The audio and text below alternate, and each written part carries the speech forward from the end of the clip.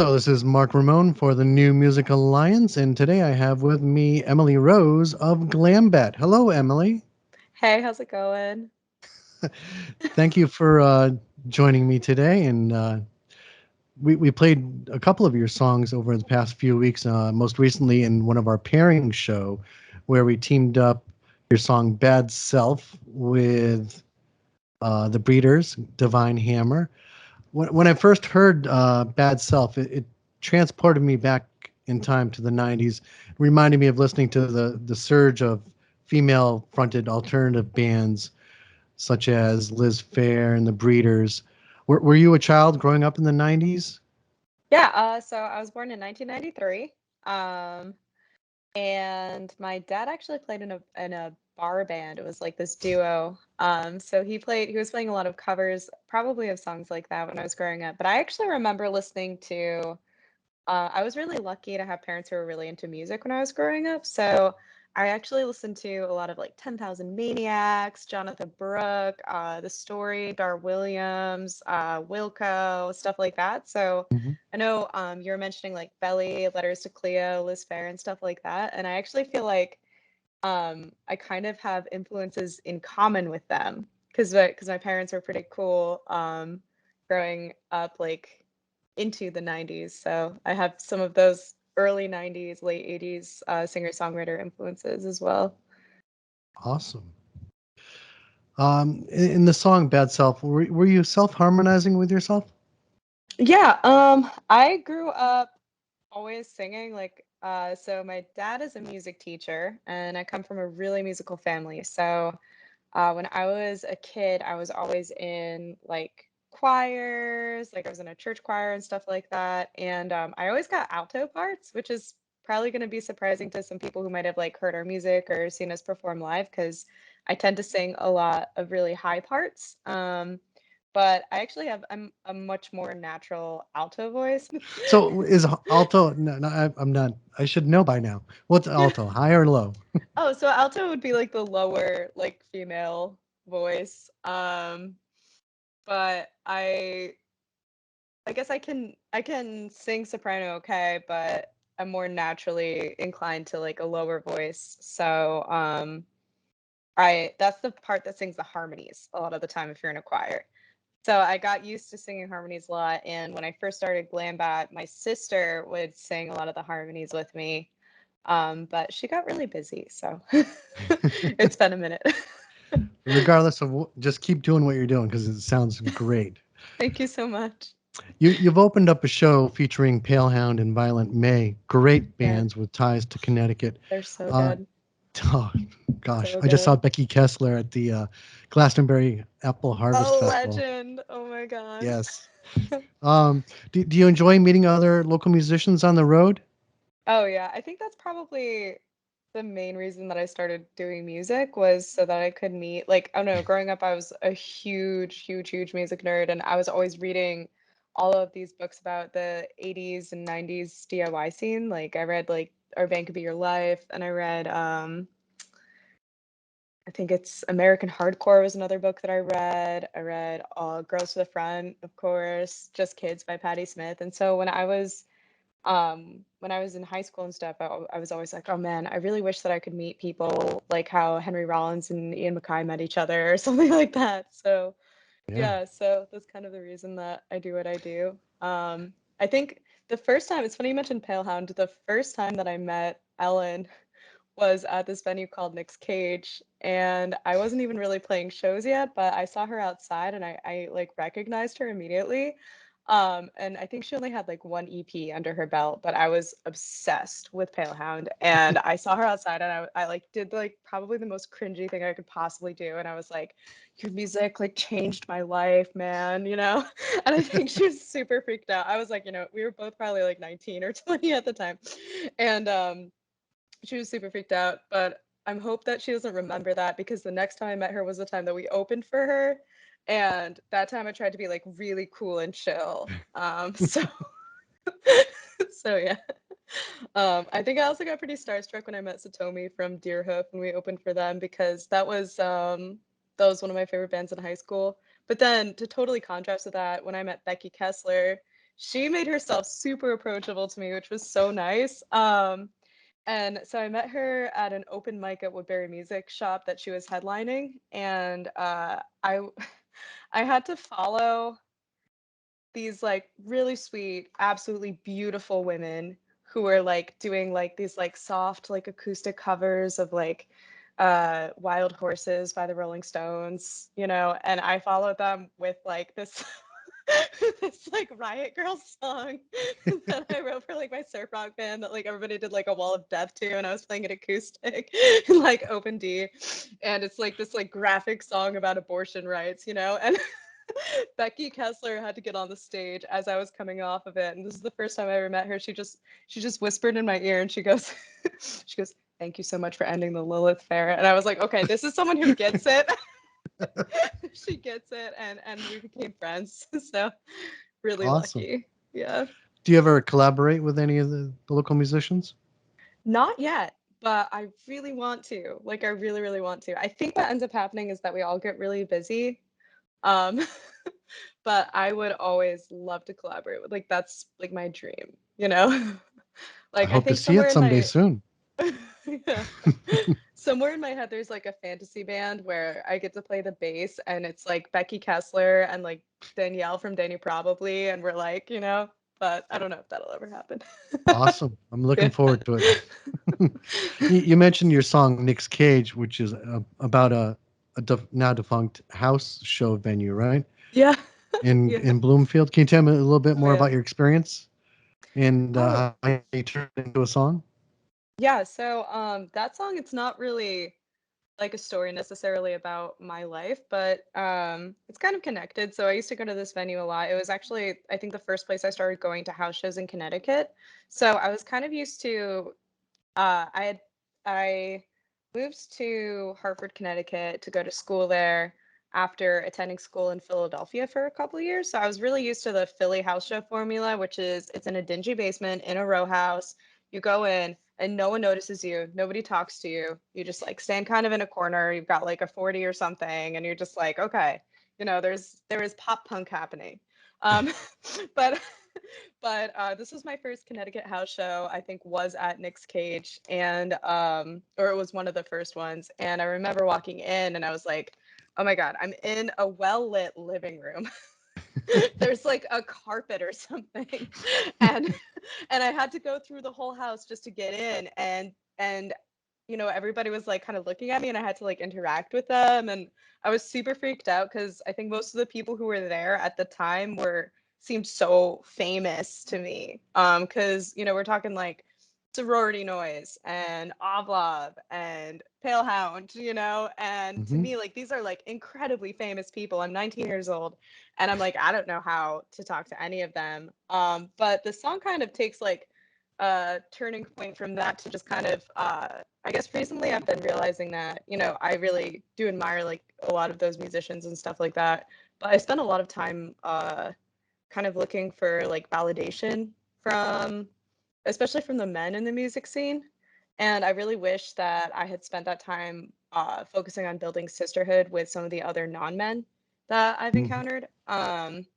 And also with people who are not musicians, who are just supporting the scene, because I think that's honestly more important on a certain level to building when it comes to building a sense of community and keeping the music going and keeping things alive. So um, yeah, so the song's kind of about that, where we've kind of arrived, you know. Awesome.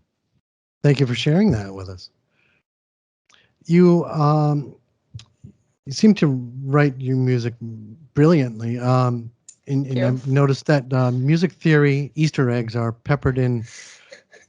Can you give us a good example of that? So I saw that quote and I was like, where did Mark find this quote?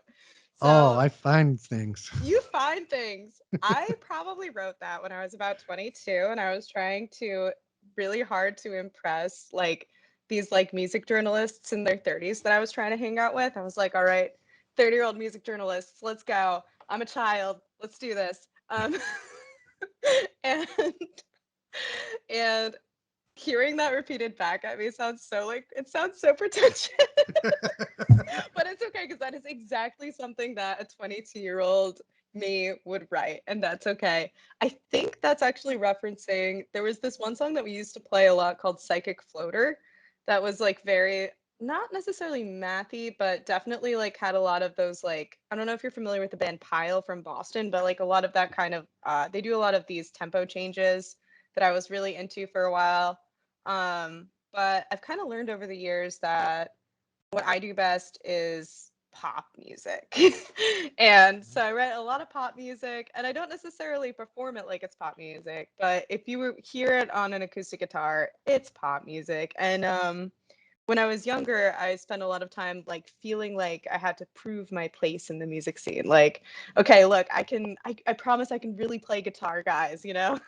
And now I think I care less about that, and I've moved away from doing kind of the mathier or like proggier kind of uh, progressions because I think, you know, it's not as genuine as when I'm just writing dumb pop music. And if people want to call me vapid for that, then I'm secure enough in myself these days that I'm okay with that. Good. I'm glad that you're secure in that. Just keep doing what you're doing. Thanks. You keep a digital sound scrapbook in your voice memo of your phone. I Does this do. help you capture ideas so you don't forget them later on? Yeah, because I get a lot of my best ideas at really inopportune times. Like I'll be like, getting oat milk in the grocery store and I have to like go like into like a corner and like hum to myself like into my phone. And like everyone looks at me like I'm crazy, but it's okay because, I'm from here and if you don't know that by now, then maybe you're not from here. Uh, but yeah, so that's really it's been really helpful. Sometimes like after like a long shift I was working at restaurants for a while, so like after a long shift at a restaurant I would like, just be humming this hook that I had in my head all day when I was working the line or something. So, yeah. And I think you even wrote that you include random sounds like no, background noise from a local bar and falling rain and potatoes Yeah. sizzling in a pan. Do you I do include a this lot of those. incorporate this into your music as well? So Do you I like kind haven't of gotten the reproduce? chance. Yeah. Yeah, I haven't gotten the chance to put them in yet. Because a lot of the recordings that exist for Glambat are we did those to like a click track. So that's when you're recording, if you're not familiar with that, what that is you kind of input a tempo and you have this metronome that's kind of going the whole time that's going to keep it at a steady pace. But when we're playing live with my drummer John, we don't go at a steady pace. I mean, we keep a tempo, but we don't necessarily say like, okay, this is going to be 90 beats per minute. We tend to let the tempo fluctuate, and it creates kind of a greater sense of expression. And I think you can get more emotion out of it. So, um, while we are going to be releasing some more stuff, I mean, I guess I'll get to that maybe a little later. But we've been recording some stuff lately that is live recording, so we don't have to keep to a steady tempo. We just track the drums and the guitar at the same time. And so since we've been doing that, we've had a lot more of an opportunity to experiment with noise. So I'm hoping to put in some more of those recordings because I keep doing them. Like the other day, I was going past a construction site and I heard this really high pitched noise that I hadn't heard before coming out of one of the pieces of equipment that they were using, and I was like, I gotta record that. So I like walked by. I had like my phone. I was like hiding it. I was like, you don't know what I'm doing right now, but it's fine. Yeah, That might appear somewhere. that's cool. I love that creativity. I'm looking forward to hearing it in your future music. Thank you. So you mentioned you're working on an album. You originally released "I Feel God" and "This Chili's Tonight" back in 2019. What Yeah, what we are you released working it in on the now? 90s. It feels like we released it in the 90s, right? Which is a reference to The Office, right? From the It 90s, right? is. I love The Office. I love The Office. I also love Chili's in general. Specifically the parking lots of Chili's. I've had many important life events happen in the parking lots of Chili's because I'm a mall goth. But All good ones, I hope. Oh,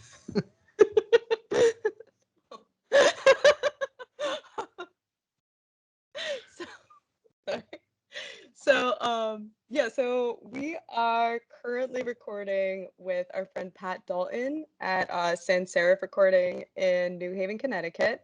it's our first time doing live recording, and it's also going to be our first time tracking an entire album, which is a really big undertaking. Especially because, like, we all have day jobs. So, really carving out the time to do this. So it's probably going to be, that's probably not going to be out for like at least another year or so. But in the meantime, we did release Elm City Jesus. So Elm City Jesus was part of an EP that I self-recorded over quarantine. So I just got this like Scarlett Focusrite 200 or something. I don't know what it's really called. And I just like plugged that into like an iPad because that's what I have. Like I don't have a computer. Like, I'm not rich. Um, so I like plugged it in there and just put it in GarageBand and tracked all of this myself. Used a click track, built some drum machines because unfortunately I couldn't be with my drummer John because I was living in Philly for a little while over the pandemic.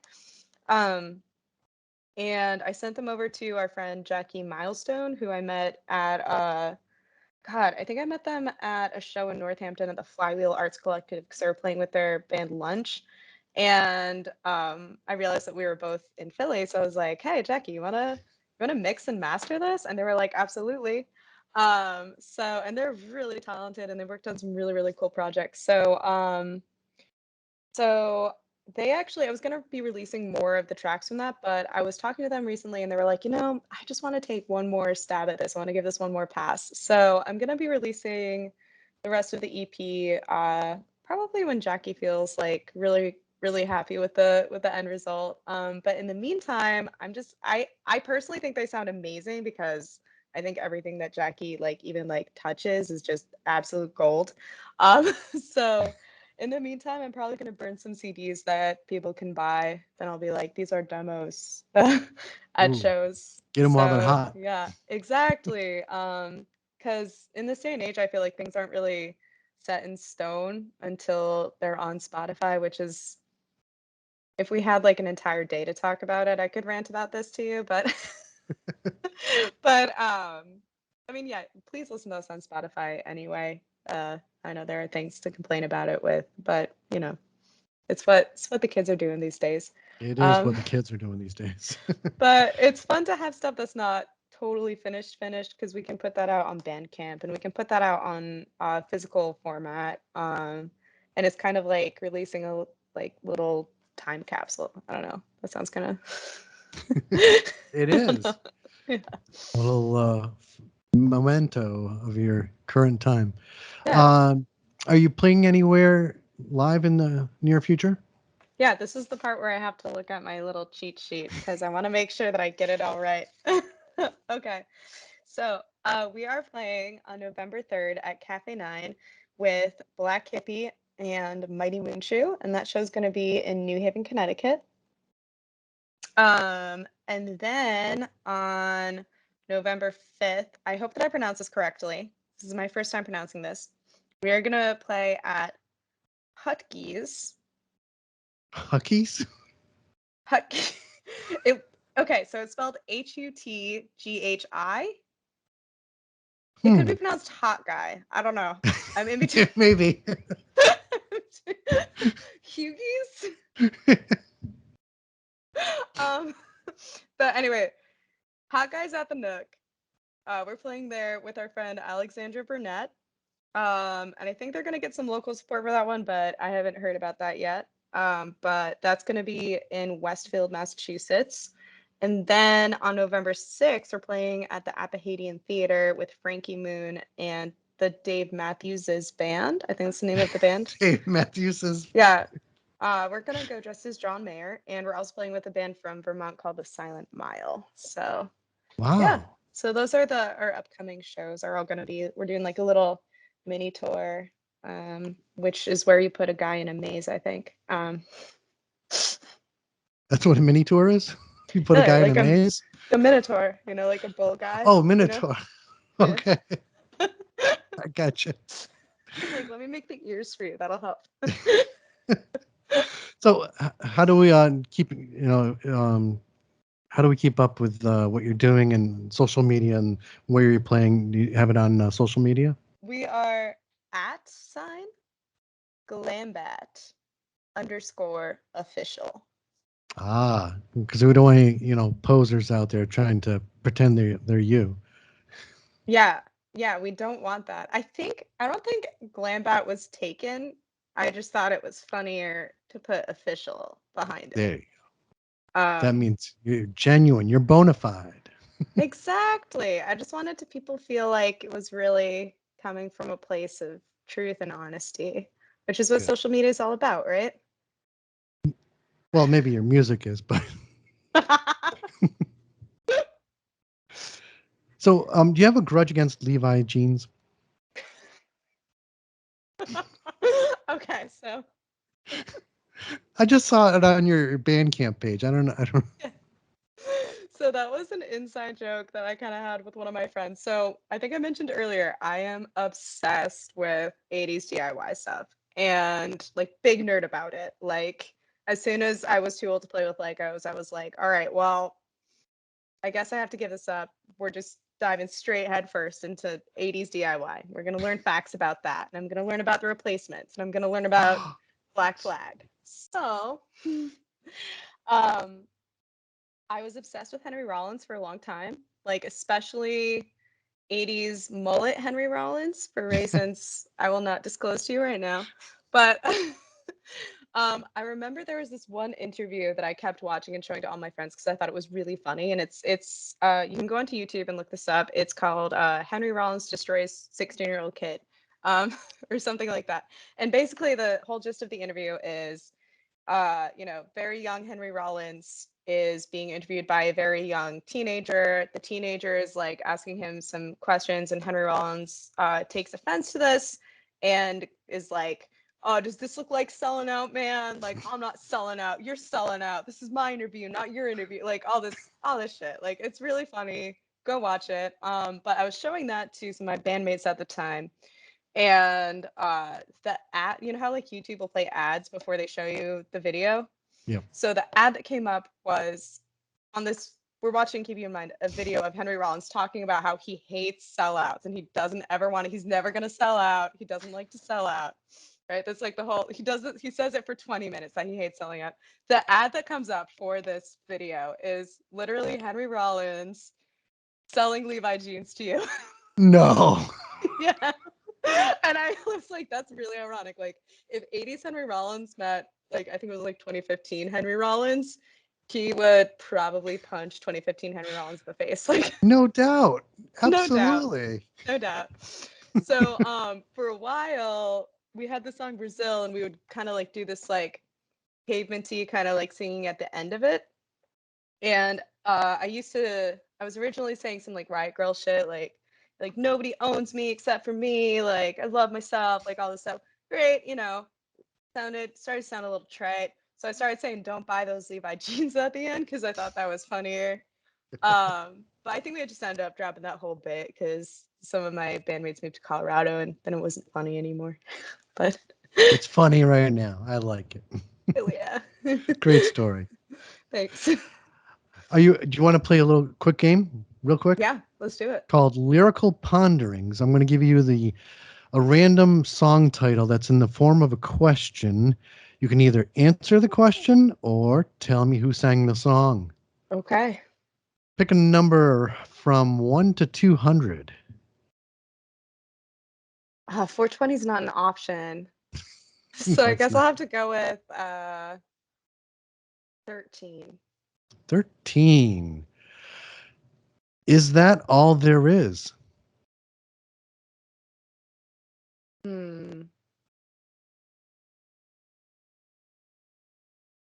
I Is don't know that the all there song. is?